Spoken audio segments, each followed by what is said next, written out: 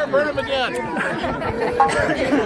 Okay. So this man has been accused of being a vagrant. Burning auction is here. No, I need this here. Where, sir, is your livery? I am indeed a vagrant. I am that means I don't have an address locally. So I'm a wandering minstrel. Well, that was illegal back in the day. You had to have an address.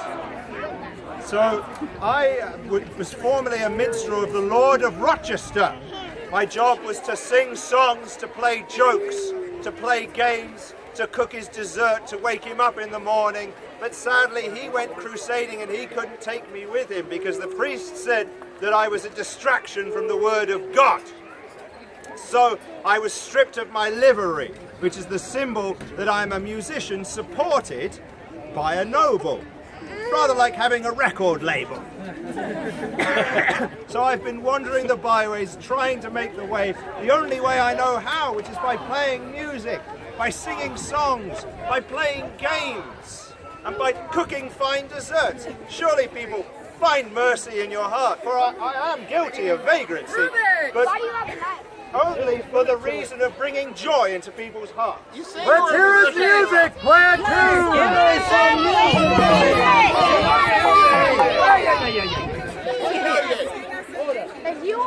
Let us have some judicial, let us have some proof here, sir. If you are a musician, let us hear a tune on that tabor and pipe.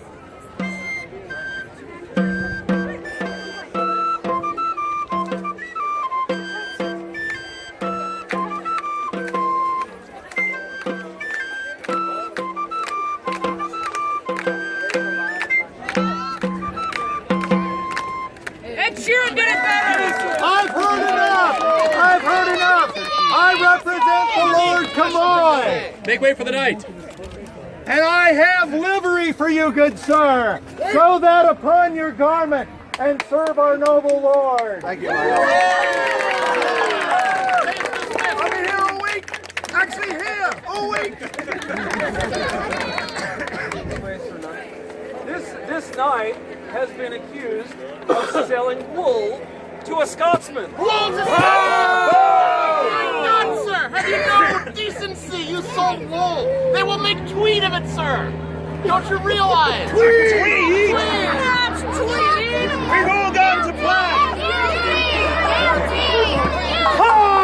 He deserves a trial, I suppose. A preposterous accusation indeed so dire, I must rid myself of this hogwash. Looks like I have to turn my eye to justice, to the appeal process of the time. Thankfully folks, today is the modern and progressive 1388, and the old barbaric ordeals by fire and water are now out of style and are frowned upon. Let me tell you about those things, folks. The ordeal by fire. If you wanted to rid yourself of an accusation, you could appeal by carrying a hot rod, a hot piece of iron in your hands a certain number of paces, and if you healed from your injuries within a few days and your burns got better, you'd be considered innocent, and if you didn't get better, you'd be guilty. Talk about senseless torture, am I right? Or even the less survivable or more terrible ordeal by water, where they would tie you up and throw you into a pond, and if you drown, you're innocent. But if you float, you're guilty. Talk about a lose-lose, right? Luckily, it is not fair. You killed an innocent. You can't win. Luckily, as a noble knight, I have another option, the ordeal by combat, which is still in style and is still an option for me. In which case, I would face my accuser or their champion in a dueling ring to the death. I would happily take that option because it's more dependent on my personal skill and luck to be victorious, unless of course I was facing a woman. You see, in our time, in 1300, the women were considered so inferior in combat as to merit tying a man's hand behind their back, or putting them in a hole waist deep, or both, in a hole with a hand tied, and then at that point it's just a bloody game of tag. You try to hit their ankles and they try to get you in the head. I've seen pictures and reenactments of that, and that's not something I want to be part of. So unless the champion of my accuser is a woman, I will choose the ordeal by combat. Do you have a champion, good sir? I am here on behalf of the king! Sir David, we have a champion. will stand for I truth will and meet righteousness. you in fair combat in the ring. I accept the challenge, Sir David. So be it. Very well, prepare yourselves, good knights, for your trial by combat in the eyes of God. Now, while they prepare themselves, I'd like to conduct a little discourse on 14th century law. You look thirsty, sir. Are you in need of water? Yes, my cup seems to be dry. Take some from the black bottle. No. Not at all, sir. I've been drinking out of that bottle. In any case, I'd like to discuss a little bit about the wool trade of the 14th century, a fascinating topic. Wool in this period that we represent was essentially cash on the hook and was most prized by the crown, which is why periodically he would ban the export of wool to Scotland, where they needed it for their clothing, to the extent they even wore clothing. I regard them mostly as barbaric people. Well, Great you lost another one. My gosh, he's dead! What is this chicanery? Call for the coroner. Where's the coroner? Township of 60. Where's the coroner? This is We need a coroner. Step aside! Step aside! Here's the coroner. Step down! Step down! In the Middle Ages, knights served in many ways. When they weren't in combat, often they were large plantation owners, farm owners. But some, such as myself, served a secondary duty for the king, and that was as the lawful coroner, the knightly coroner. I got to examine all the newly dead. Why? Taxation.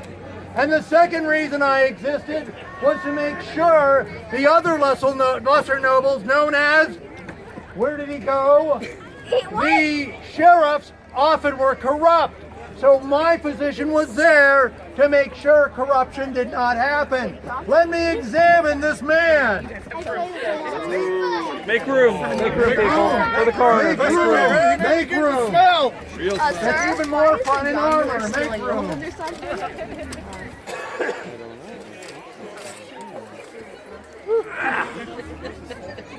See, it's Black Death. Look at him. Is it the plague? It must be the plague. Nothing to worry I about. smell the smell of almonds, which we all know is a common poison.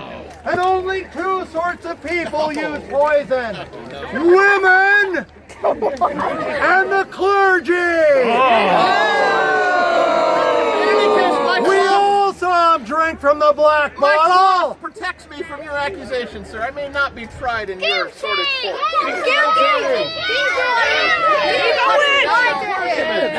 Burn him at the stake! Burn the stake! The stake! Some good Burn the ideas. stake! The stake! The stake! Drink out of the black bottle! Cut off his head! Who is literate here? Who is literate here? Let's look at these. can read. You can read. I can read. Let's examine these patents from the king. These are not patents from the king. These are scribblings and illustrations of cats as bishops. A monkey riding a goat. That's quite a good one, actually. I really admire your artistry. Squirrels practicing jousting. He's not a judge. You're a squirrel penner, sir. I, too, demand trial by combat. Trial. And my hand will prove what my heart knows. Let it be proven or my life be spent. To the ring! I will fight for the king! To the ring! Oh, just don't step on him. Let's make some room for the good